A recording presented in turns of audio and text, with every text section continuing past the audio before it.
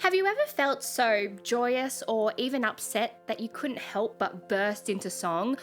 Or how about when your favorite song comes on in the car and you just have to sing along with it? While all these moments are completely joyous and uplifting, have you ever felt slightly fatigued or even a little bit sore after this?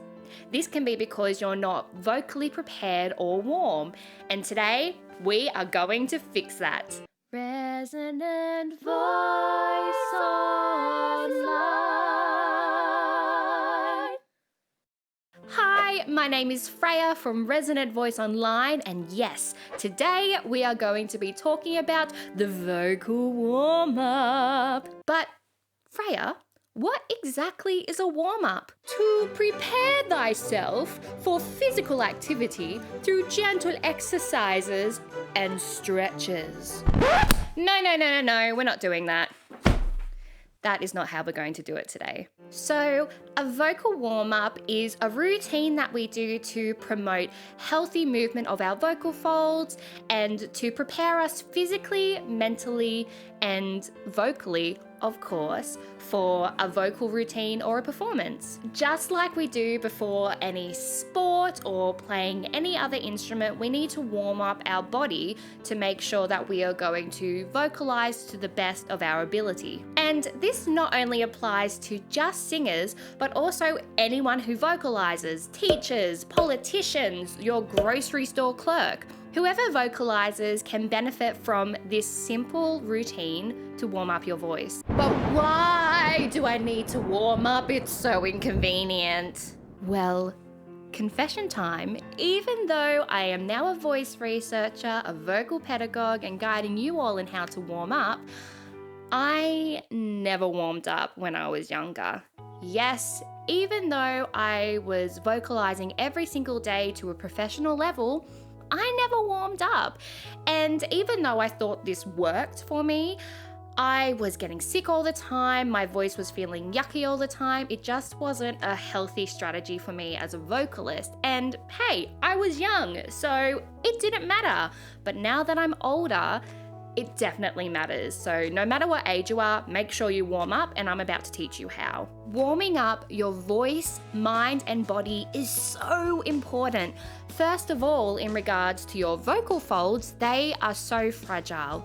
Powerful, but fragile. They're little divas. The soft tissue of the fragile vocal fold muscles are incredibly vulnerable, and performing any high energy vocal exercises can be damaging without sufficient warm-up. No proper vocal preparation equals death of the vocal folds. I'm just kidding, but not really. Do you want to have laryngitis? Just look at this photo. Singing is also a very physical process. You can literally pull a muscle. To prevent any unnecessary engagement in your head, neck, shoulders, chest, pretty much your whole body, you need to warm up. And if you have a sensitive soul, warming up is good for, preventing embarrassment when you're in the middle of a bridge. For mama, I'm a big girl now, and you have a massive vocal crack. Not that that's ever happened to anyone. Not anyone that I know, anyway. Basically, we warm up to increase our flexibility, find ease in our range, eliminate any physical unnecessary engagement of our body, and also to prepare us physically, mentally, and vocally for the task ahead. There is no golden rule for how long you should warm up or what exactly your warm up should be. Your voice is yours, it's completely unique. So the way that you construct your warm-up is completely dependent on your goals for that day, what time of the day you are performing, as well as how much you have vocalized already throughout the day. You need to be checking in with your instrument, not just while you're performing or warming up, but also when you're not vocalizing. For me personally, I like to warm up about 20 minutes a day, or even more, especially in the morning. Disclaimer!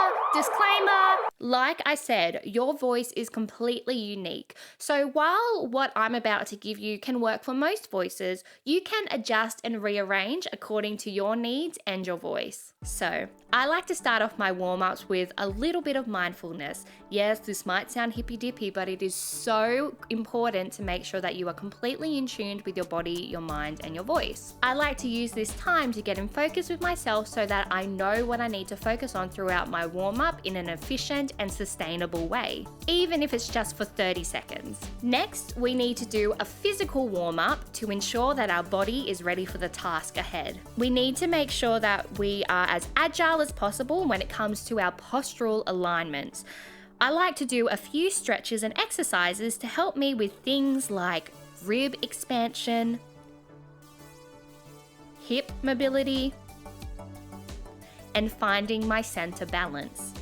I also like to massage and exercise my neck, tongue, and face muscles here. By using my 10 points to postural alignment, I like to correct any unnecessary engagement that I have found in my body throughout the mindfulness task. Next, we need to connect with our breath.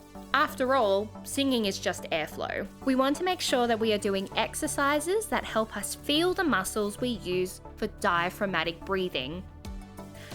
I love doing the Farinelli exercise lying on my side to check in with my diaphragm, as well as breathing against the wall to feel the movement of my intercostals. Take a deep breath in, suspend your breath, and then let your air come out in a smooth and equal way. Now, we get to start vocalizing. Let's start closest to our speaking range by using spoken phrases. Remember to keep it easy and light. Our warm-up has only just begun. I like to spend about 3 minutes doing this. You should start to feel your voice loosening up a little with vibrancy and warmth in your range. Next, we are going to do some SOVT or semi-occluded vocal tract exercises. This means that a part of your vocal tract is partially closed. This allows for increased back pressure to reflect at the lips back to the vocal folds vibration, meaning less effort and more ease when vocalizing. I like to slowly build the range lower and higher to start warming up my entire range in an easy way. Some exercises you can do is humming, lip trilling, straw phonation, and using the consonant V. When your upper and lower ranges are feeling a little bit more secure and warm, you are ready to move on. Now, let's start exercising with some vowels and some simple arpeggios and scales. We want to use this time to focus on our agility, tone, and stability. Try starting off by stepping up each scale through semitones, then fifths, then octaves, and everything in between. The most common vowels that I like to use are a, e, o, and u. I'd like to aim for 4 to 5 exercises here. Next, I recommend doing some slides to help us with our transitioning between each register. Our goal is to have each transition as smooth as possible. Just like when driving a car, when we feel we need to change gears, we need to do it in a way that makes the car continue driving smoothly rather than stalling the vehicle. I then like to move on to consonants and articulation. By doing a few simple tongue twisters and mini songs, this is where we can start warming up our voice for text emphasis, dynamics, and vowels and consonant combos.